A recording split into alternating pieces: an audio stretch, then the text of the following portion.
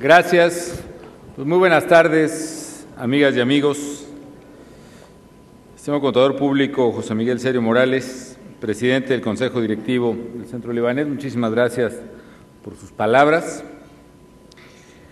Señor embajador del Líbano en México, le pido que transmita la voluntad del gobierno mexicano al nuevo gobierno en formación, el gobierno en Líbano, que tuvo en este mes de junio unas elecciones muy importantes, y transmítale, insisto, nuestra voluntad, nuestro deseo de trabajar de manera muy coordinada y más estrecha que nunca entre México y el Líbano.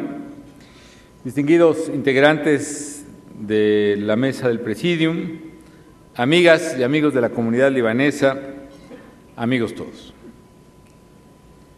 Pues agradezco mucho, en primer lugar, la invitación que me han hecho para acompañarles esta tarde.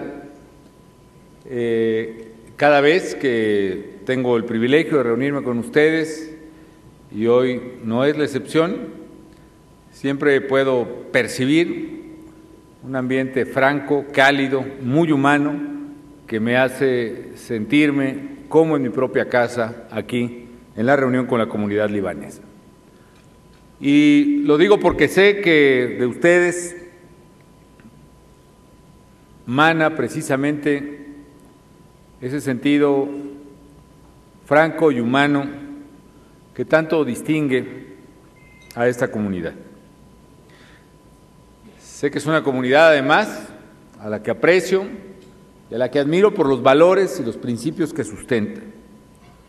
Valores que tienen que ver precisamente con el trabajo honrado y con el esfuerzo, con la responsabilidad social, con el compromiso, con la solidaridad. Con una comunidad que es heredera en el tiempo de las civilizaciones milenarias que habitaron el Líbano, de aquella gran cultura que fueron los fenicios, de los constructores de Biblos, Tiro, Sidón, Baalbek, de los creadores del alfabeto y con ello del sistema universal de comunicación.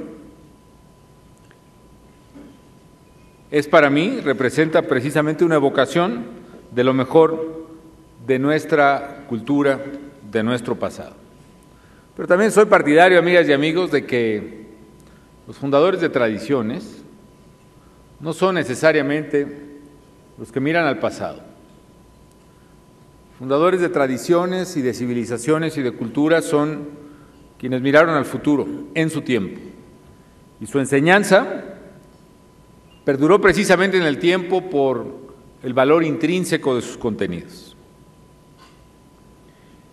Como todos sabemos, unas cuadras de aquí, metros de aquí, está el monumento al migrante libanés, un merecido y justo reconocimiento a los fundadores de esta importante comunidad en el país.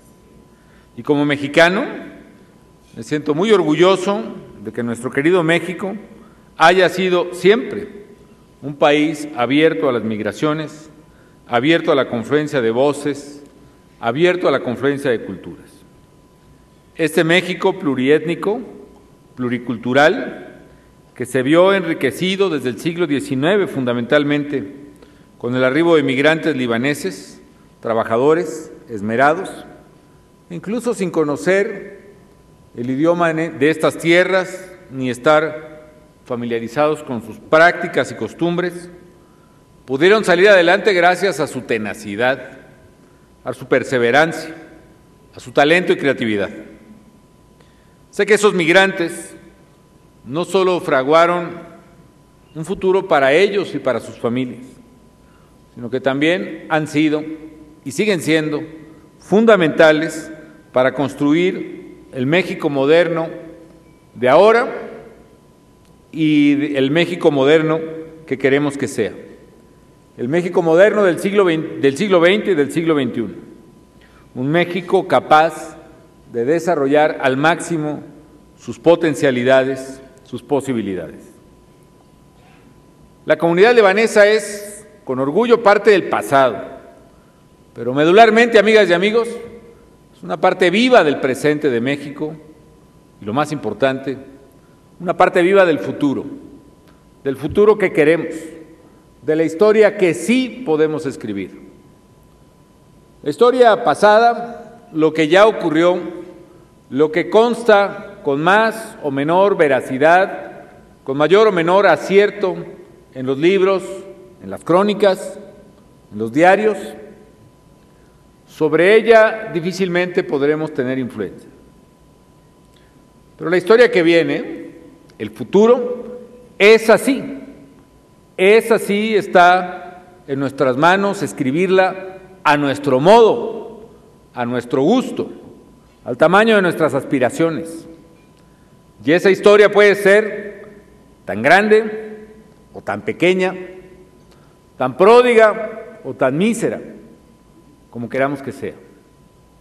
Yo sé que en esta comunidad, amigas y amigos, el escribir las páginas de historia, con el trabajo diario, con el esfuerzo cotidiano, con la perseverancia en los valores y principios que se tienen en la familia, en el esfuerzo propio, en la solidaridad, en el respeto, esas historias, las personales, las de la comunidad, las del país, se escriben de manera distinta y de manera destacada. Los mexicanos de origen libanés, los descendientes de aquellos esmerados migrantes, han destacado y han brillado a lo largo del tiempo en todos los ámbitos de la vida nacional. Sé que mencionar algunos es necesariamente omitir a los más, pero es inevitable, por ejemplo, recordar, ahí está Jaime Sabines, uno de los más grandes poetas que ha dado nuestra tierra y que sigue presente en la mente de miles de mexicanas y de mexicanos, que sigue siendo el poeta de los jóvenes en México. Ahí están también académicos como Elías Trabulce, luminarias del cine, de la televisión de ayer y de hoy, como Antonio Badú, el gran Mauricio Garcés, Gaspar Enaine, Salma Hayek también, en fin, gente que le da a México el esplendor de su arte, de su poesía, de su talento. Y también importantes familias de negocios y de negocios productivos y generadores de empleo en México. Muchísimos nombres. En cada una y en cada uno de ustedes hay un hombre que ha sido cultivado con honradez, con esmero y con talento. Familias, los Chedraui o los Abed, o empresarios como Michel Domit o Carlos Slim o Alfredo Harp, aquí presente, que no solo han creado y defendido miles de empleos de mexicanas y mexicanos, sino que además han asumido su responsabilidad social con los demás de manera ejemplar. En todas las disciplinas, en todas las áreas, las mexicanas y los mexicanos de origen libanés han contribuido con México, han contribuido al desarrollo nacional, sin olvidar, por supuesto, la política y el servicio público. Y puedo decirles con orgullo, amigas y amigos, que muchos de mis más cercanos amigos y colaboradores en las tareas de gobierno son, y a mucha honra para ellos y para mí, de origen libanés y pertenecientes a esta comunidad. La comunidad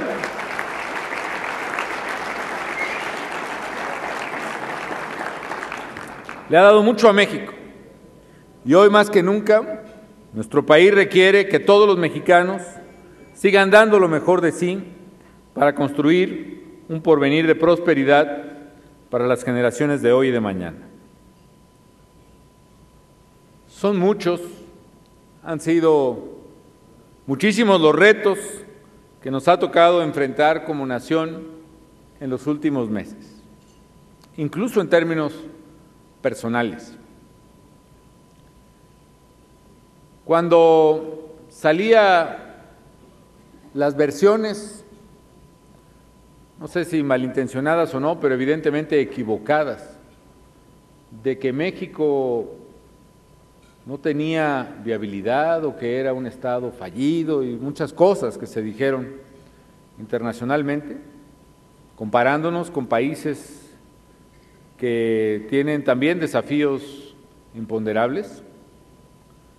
Se hacía referencia a la incapacidad que México tendría como país para enfrentar algunos de los retos. Señaladamente hacían referencia al de la seguridad. Y no ha sido solo ese, el reto de la seguridad pública, del enorme deterioro que había que reconocerlo, y me parece que el primer paso para resolverlo era reconocerlo en su justa magnitud, o el reto de la crisis económica, no una más de las crisis económicas, la que en términos internacionales se reconoce como la peor crisis económica de la posguerra, o lo que ocurre muy de vez en vez en el mundo, el surgimiento no sabemos en nuestro país, hoy incluso los científicos lo cuestionan en todo el mundo, pero finalmente el brote, en fin, con virulencia en México, de un nuevo virus desconocido hasta entonces. Eso no le ocurre ni a muchos países ni muy frecuentemente. Y yo les puedo asegurar, amigas y amigos, que si México no tuviera las fortalezas que tiene en su sociedad, en sus instituciones, en su gobierno, cualquiera de estos desafíos, de la seguridad o el económico o el de salubridad, hubieran cada uno por separado sido suficientes para irrumpir y hacer trastabillar la propia viabilidad de un país que fuera verdaderamente débil o fallido. Y a nosotros nos tocó enfrentar, amigas y amigos, no uno, sino estos tres grandes desafíos y de manera simultánea en los meses recientes. Cada uno, por su propia naturaleza, desafiando y cuestionando a México, poniéndonos a prueba al límite, haciendo precisamente que se midieran las capacidades del país en la dimensión que solo pueden medirse en puntos tan críticos, llevados al extremo. Y si algo puedo decirles, amigas y amigos, es que cada uno de ellos ha sido enfrentado en su dimensión y todos en conjunto con la misma visión que de México tenemos y que inspira cada una de nuestras acciones. Enfrentamos el reto de la seguridad con una perspectiva de fondo y de corto plazo. Enfrentamos el reto de la seguridad a sabiendas de que habríamos precisamente una profunda infección que estaba en el cuerpo nacional, que levantábamos precisamente una alfombra bajo la cual se había ocultado enormes cantidades de basura y que precisamente había que abrir para poder iniciar la limpieza que necesita el cuerpo nacional, que no podía México más seguir ignorando, disimulando el gravísimo problema que enfrentaban las mexicanas y los mexicanos cada día y en cada punto del territorio nacional, de secuestro y de extorsión y de cobro de derecho de piso y por supuesto de crimen organizado y de tráfico de drogas y de violencia y de armas y de migrantes.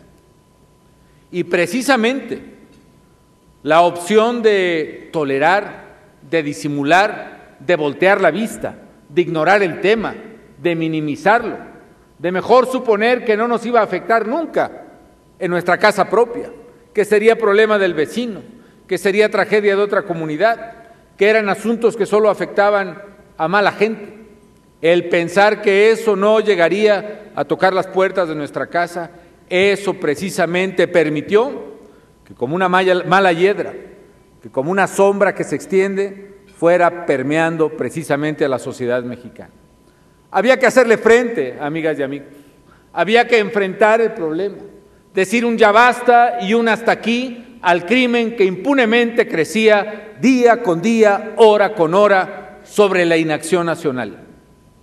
Y por esa razón, amigas y amigos, hoy estoy convencido, firmemente convencido, que México optó por lo correcto, por enfrentar el problema y con firmeza y determinación enfrentar el crimen organizado y la inseguridad en nuestro país.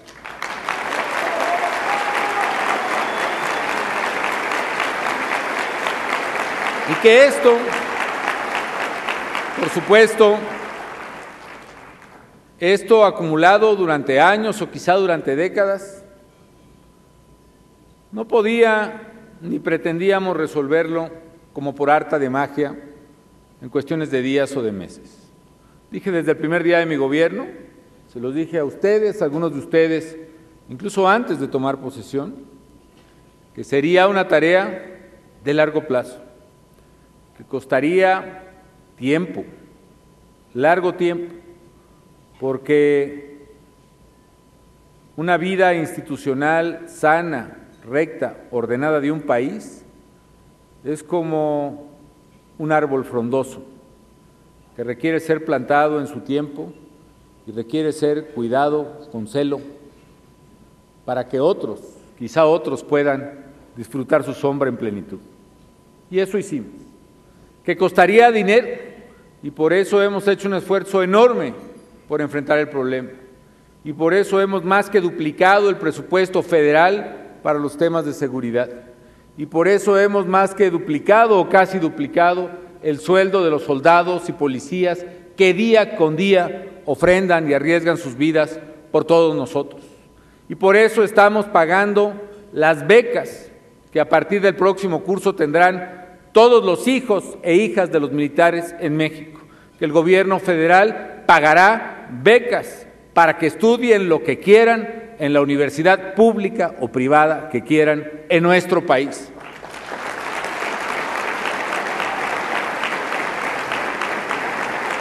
Y que costaría también vidas humanas como las de los policías y los propios soldados o marinos que han perdido la vida, y muchos ya en nuestro país en esta tarea.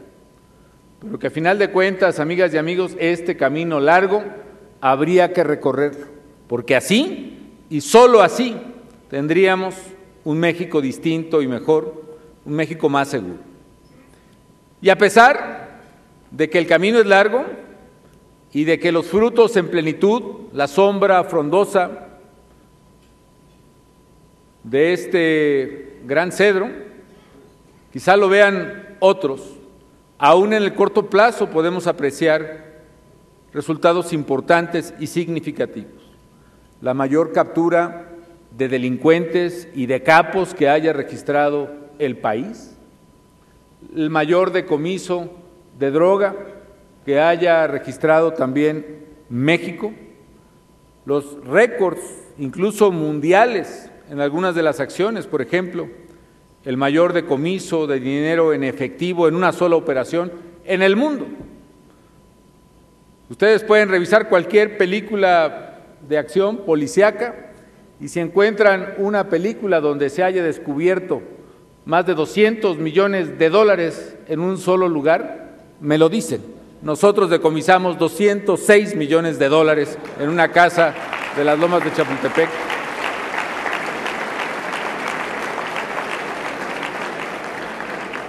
Los mayores decomisos de armas. En la administración pasada, bueno, se habían decomisado algo así como 67 granadas. Nosotros en 2 años hemos decomisado casi 3,000 granadas, más de 5 millones de cartuchos. Y hemos decomisado, por ejemplo, en términos de droga suficiente que alcanzaría para darle 60 dosis a cada joven entre los 15 y los 30 años de edad en México. Hemos hecho un esfuerzo, amigas y amigos, pensando en la seguridad de los mexicanos. A partir de la firma del acuerdo para la seguridad, la justicia y la legalidad, hemos atrapado, tan solo hablo de las fuerzas federales, una banda de secuestradores cada 3 días en promedio. Y existen ya detenidos y en las cárceles de nuestro país más de 5,000 personas dedicadas al secuestro. Estamos haciendo un esfuerzo, amigas y amigos,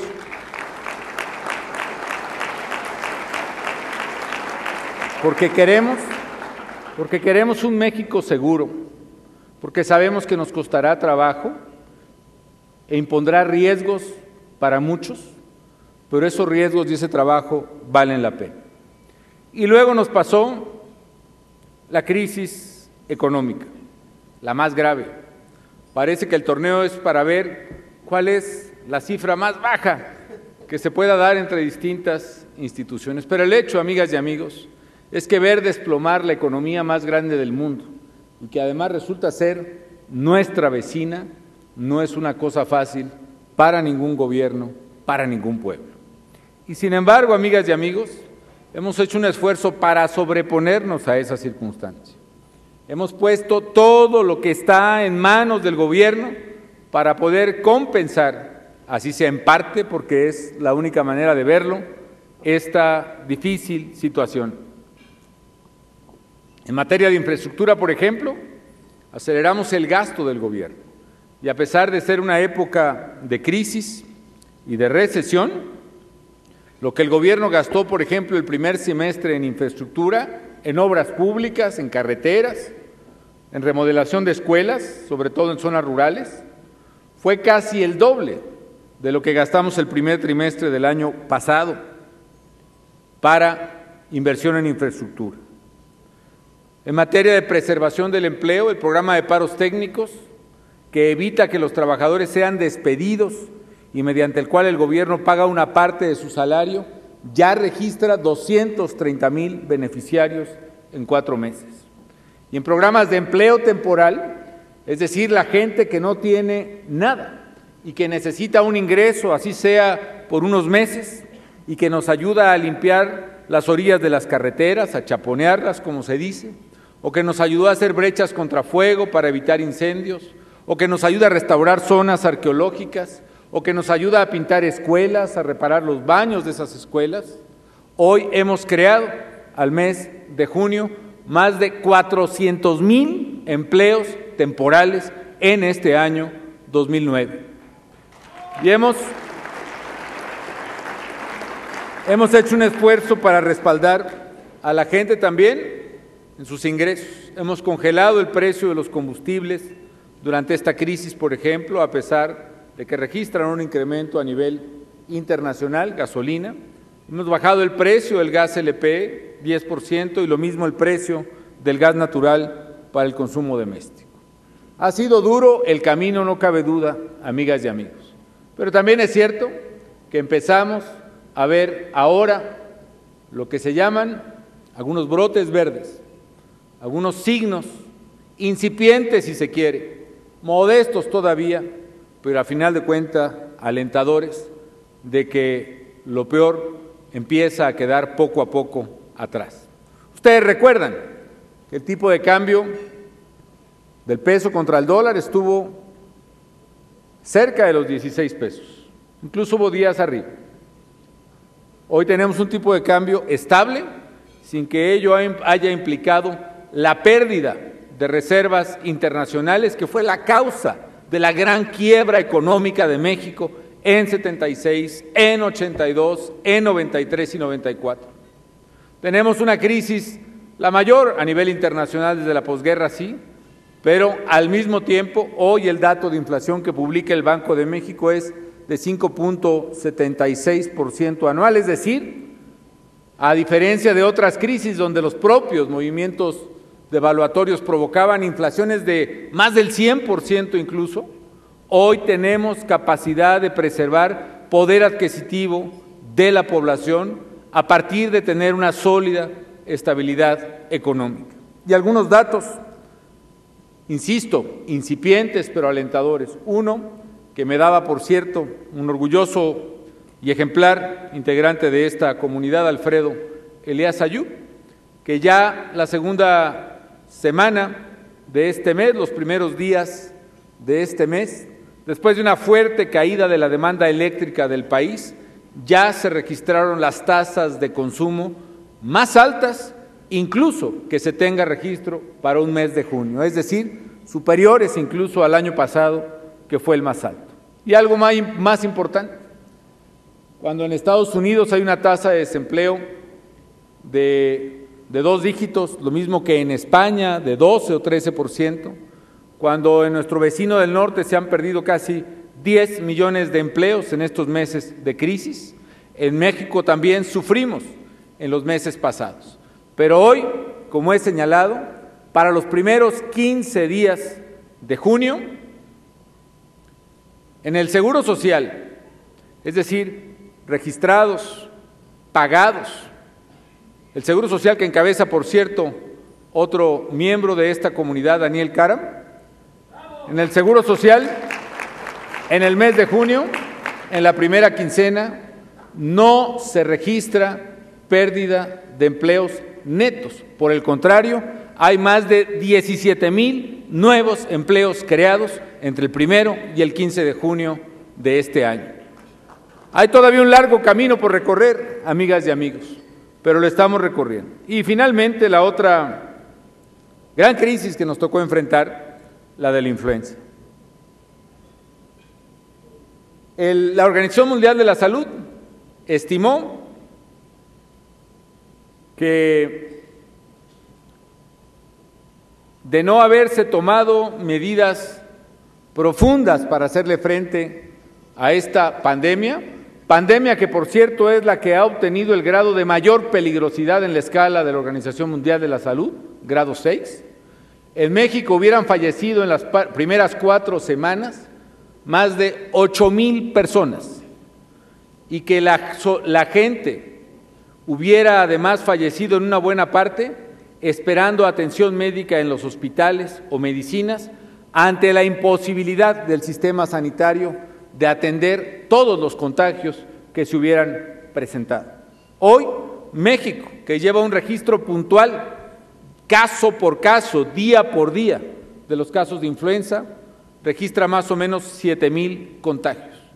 Otros países, por ejemplo, Estados Unidos, ya registran casi 20,000 contagios. El número de muertes después de declarada la emergencia el 23 de abril en Estados Unidos y en México ha sido prácticamente el mismo. Y sí les puedo asegurar, amigas y amigos, que a pesar de los pesares, y digan lo que se diga, hoy la comunidad internacional sabe que México actuó con responsabilidad, que pudimos haber ocultado las cifras, sí, que pudimos haber ignorado la existencia del virus, sí, que por cuidar, entre comillas, la imagen de México, pudimos no haber dicho nada y otra vez poner las cosas debajo del tapete. Pero eso, amigas y amigos, en la sociedad de la información que vivimos ni funciona, ni va con un mundo que se entera paso a paso de lo que ocurre en cada rincón de la tierra, pero sobre todo, amigas y amigos, eso, mentir, no va ni con los principios que ustedes sustentan y que por supuesto comparte el presidente de la República. Hay que hablar con verdad.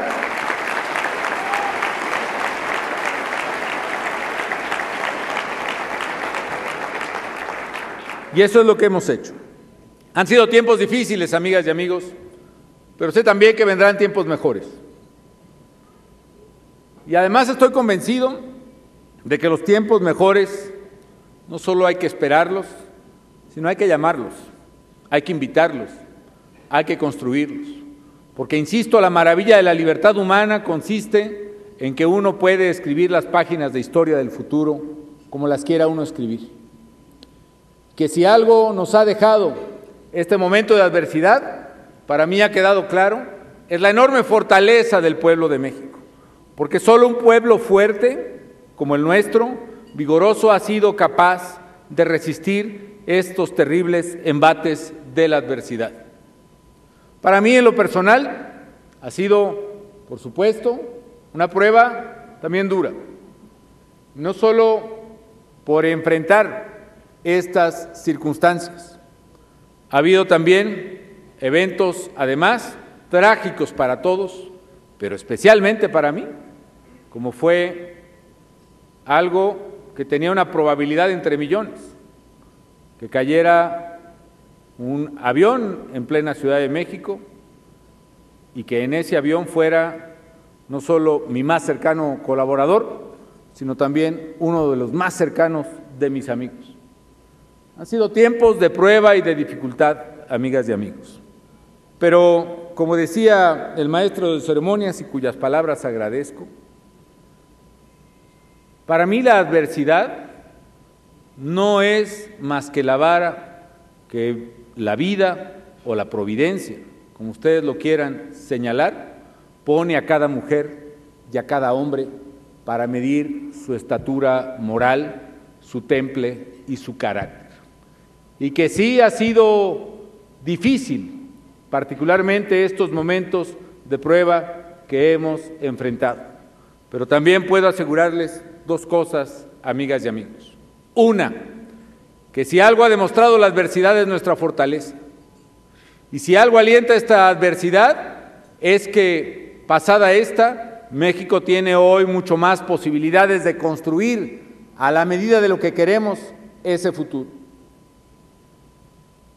Y dos, que para un servidor, lejos de lamentarme el que ocurrieran tales adversidades juntas y en tan corto tiempo, para mí, y créanmelo, que tengo una profunda vocación y convicción de que el hombre se realice en el servicio y más en el servicio público, para mí ha sido un honor, un privilegio que agradezco enormemente el servir a esta gran nación en momentos de prueba y en momentos de dificultad.